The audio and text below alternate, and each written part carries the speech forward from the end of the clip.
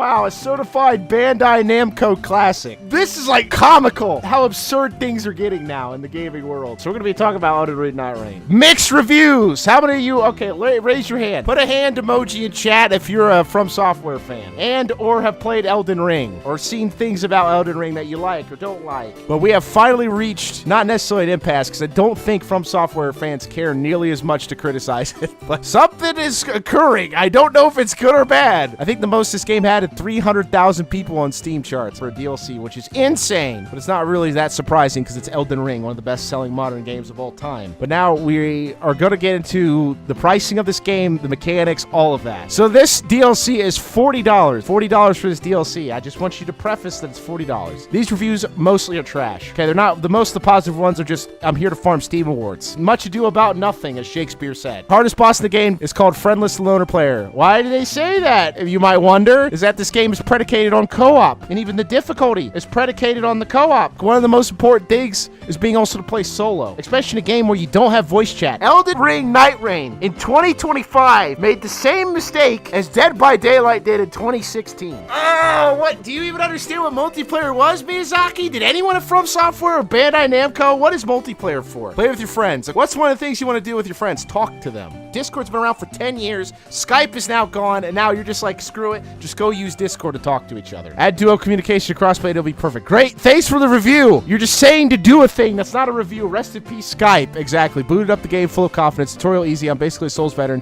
Faced the first boss. He sneezed. I died twice. Realized me was hope. This game is ridiculously a bit harder. And I know it's crazy to talk about Souls-like games or anything made by From Software, but this game might be a little bit too difficult even on 3-player co-op because they didn't balance it properly, because now everything's a health sponge. This is probably the best review about it. It might be the best review ever made about it. I don't know. This is what I kind of hate about this. Not only do you give a negative review, but you'll say, it's worth the buy if you're a diehard Souls fan. We got to get that mentality out. Stop. Don't buy things at full price if they're not meant to be bought at that price. Vote with your wallet. How many times have you told? 1,000 times. Do not be blind to be making foolish decisions just because you have the money to do so. Let me preface, this game is great. The new bosses are fantastic. Like I said, I've already read this, but I'll read again. If you're a diehard Souls fan, of course it's worth the buy. No. Should be worth 20 bucks, not 40. The new music is beautiful, and I adore all the new characters. There's a lot of good here with great foundations, but there is more work to be done for the average player. Family Guy made the joke about a compliment sandwich when Stewie's talking to Brian or whatever. Say a compliment, say something negative, and then say a compliment. This is like an iceberg of criticism, right? I'll say the smallest tip of the iceberg is complimenting this game. The rest is a giant iceberg underneath the water. Titanic levels of hitting this iceberg and wondering why you're sinking. No new weaponry, very little content. One of the biggest negatives of buying a DLC for any game. I don't know if you guys are actually interested in buying DLCs for games. I don't know if you guys have ever bought DLCs for games. But back then, at least besides some few exceptions like Oblivion with the horse armor stuff, and even then Oblivion had Shivering Isles, right? And we're gonna argue that Shivering Isles is bad? It doesn't add enough content for the price? What do you want in the DLC? New story, new characters, new weapons, new monsters, right? Especially for Dark Souls. New things in the game that's worth my money. Hell, there's even been good DLCs like the Blood and Wine expansion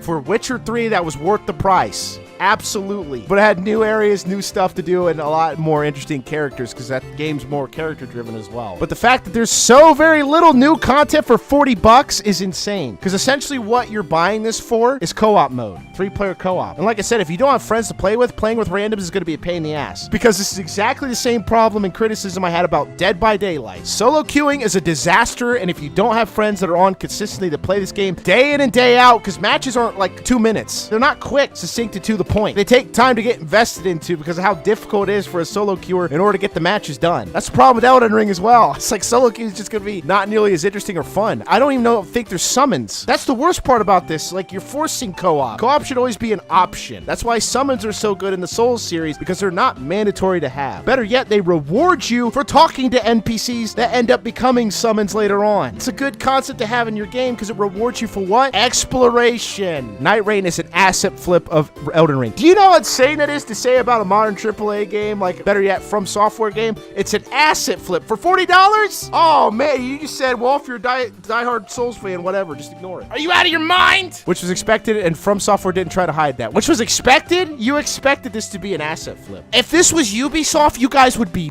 complaining. There would be way more negative reviews. If this was specifically for Cyberpunk, there'd be way more negative reviews. You guys are giving From Software the benefit of the doubt. Better yet, Bandai Namco, the same company that I criticized for the Sparking Zero DLC being a travesty in multiple folds, let alone the game being a travesty, especially since Xenoverse 2 is getting treated better than a game that was doing better on Steam than that game. I hate modern companies, and in turn, also the games they produce. God, there's too many games, and there's also too many games to play. There's not enough time. We can't just be making 50-hour games where you can just sit down and play them. There is not enough time. Whether it's your work, sleep, eating, crapping, I don't care what it is, there is not enough time. Starting to realize as I grew older as a man is I appreciate things because they fucking end. I appreciate them while they're around, and I appreciate them when they're gone. Mini rant there, just a little bit. However, you would expect at least some new gear and enemies. So far, only some starting weapons for characters are newish, i.e. a different looking greatsword, etc. Meaning there are no new weapons, spells, incantations, or weapon arts to pick up in the world. Okay, oh my goodness. There isn't even the new weapons or enemies from Elden Ring DLC besides over-minor demi-human mob. The only new enemies are the Day 3 Night Lord bosses, so the other 80% of the game can get repetitive. Again, I don't think anyone was expecting everything to be new. It's not,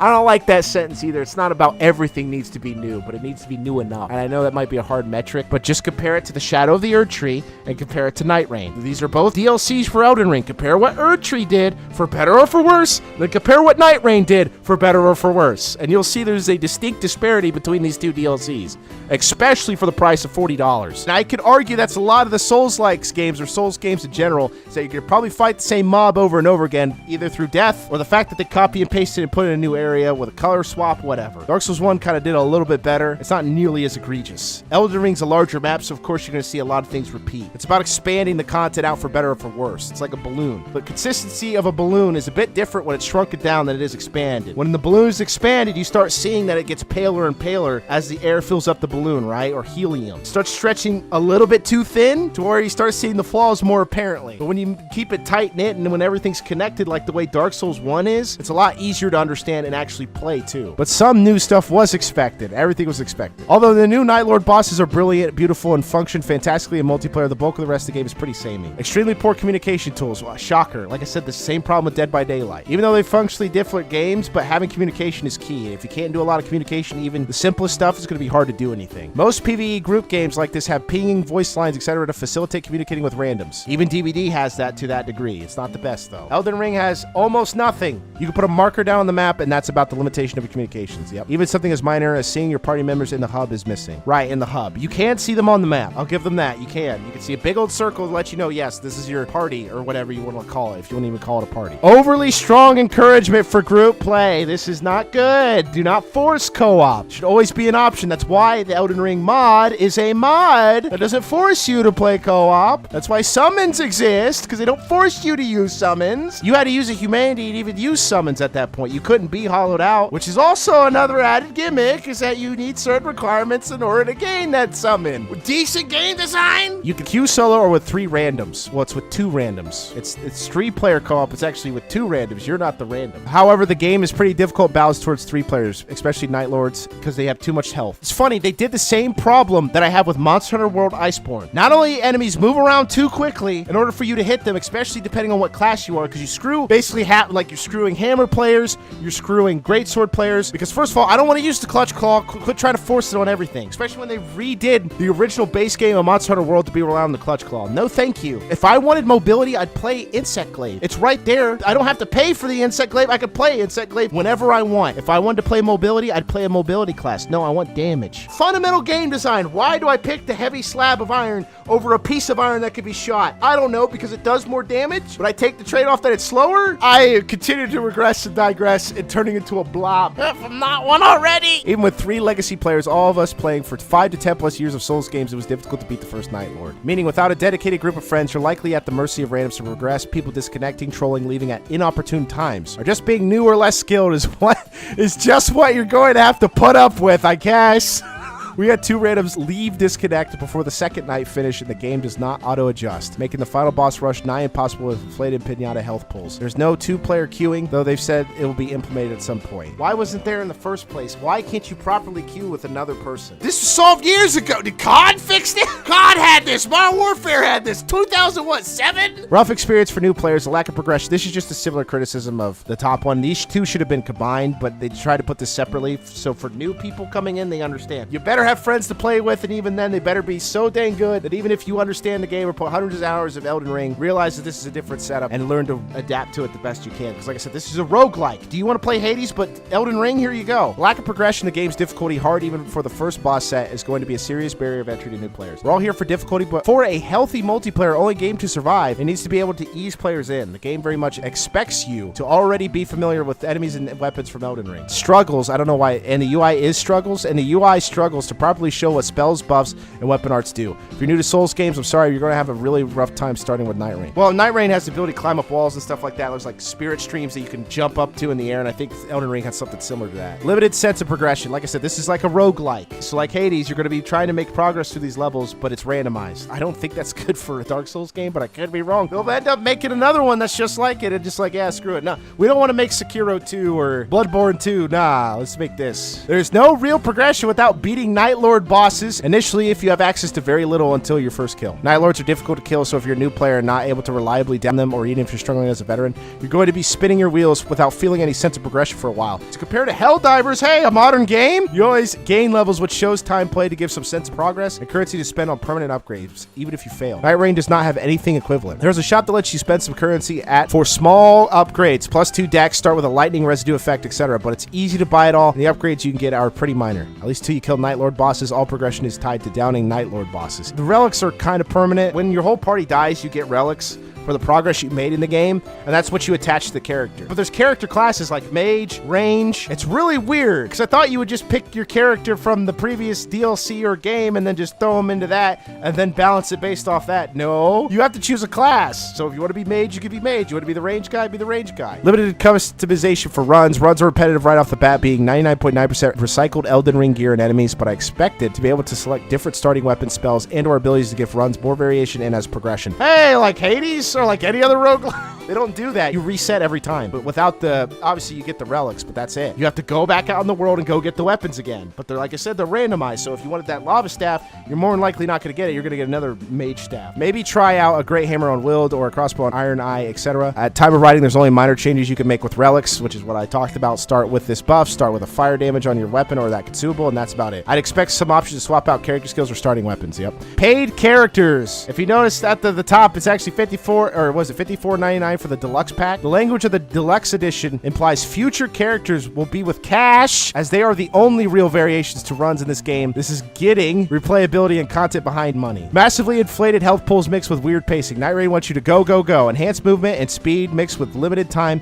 makes you feel the need to constantly rush around and gear up. Enemies' health pools are inflated to balance for 3 players. Night bosses can take annoyingly long to down, and some roaming bosses take most of a day to kill. This makes you feel the need to go faster in the world, to stack as much damage as you can do to bosses, so bosses aren't taking annoyingly long to kill. It leads to a mixed pace of feeling rushed, but things taking awkwardly long to kill. Yeah, remember Souls games are all about doing things quickly? Exploration. So let's just make a DLC that pretty much negates the whole purpose of the Souls series, was exploration. Maps, the aesthetic of the world. The world building is coming down. It's crashing upon us. But the one thing this person did not mention, so I want to show the gameplay real quick. The reason why I want to show the intro specifically is because this has a Fortnite mechanic that apparently no review talks about. You see this flame wall? This is a giant circle on the map, and as night approaches, it gets smaller and smaller towards a specific area, usually towards a tree. So they're rushing you into fighting these bosses instead of the one thing you probably really like about Souls games is taking your time to fight them. Better yet, optional bosses. In this game, no, they don't care. You better get your stuff or else you're not going to be able to fight the boss. That entire flame thing, by the way, if you're not in the circle, you take damage. Like in Fortnite, where it's like if you're not in that circle, you're going to lose or die. You're going to die if you don't stand within the circle. It's ridiculously dumb. Insane concept to be putting this in Elden Ring whatsoever. Just any Souls game. I would say this for any Souls game. See, here's the prologue where you get the tower where you can choose classes. There's people you could buy stuff from, but look at this. Level 1. Level 1, look how small your health is. Look how small your mana and stamina is. What's about being a pain simulator, both gameplay-wise and environment? You mean Dark Souls, I wouldn't argue, was just about pain. It was just notorious for its difficulty because people weren't used to playing that type of game. But the idea is that you just go around fighting enemies in this small period of time in order to get enough levels and enough weapons to fight the boss, whatever it may be. See, look at this. What? I am not joking. This is a Fortnite mechanic in Elden Ring. In a roguelike game. Fortnite, I guess Fortnite, well, Fortnite's not really a roguelike, but you find items in the area in order to level up, to get better items in order to fight enemies with, which is roguelike elements, actually. So the ring forces you into a specific area, and you have to fight within that circle, right? You have to take out whatever boss shows up, because there'll be enemies with the red eyes. Enemies you fight before the boss, and then you fight the boss. Fortnite and the consequences have been devastating for what does Helldivers take from Fortnite? Like, come on, man. I'm just saying, like, these companies just don't care anymore. That's what cracks me up about Elden Ring. I think it's like the perfect example of what I explained with modern games. It did not need to copy anything. It was already well established since 2022? The best-selling Souls game. And yet it still insists upon itself to copy another popular game that has no business being an Elden Ring. Are you out of your mind? You can't buy the PC parts in order to run the games. You can't even afford the games.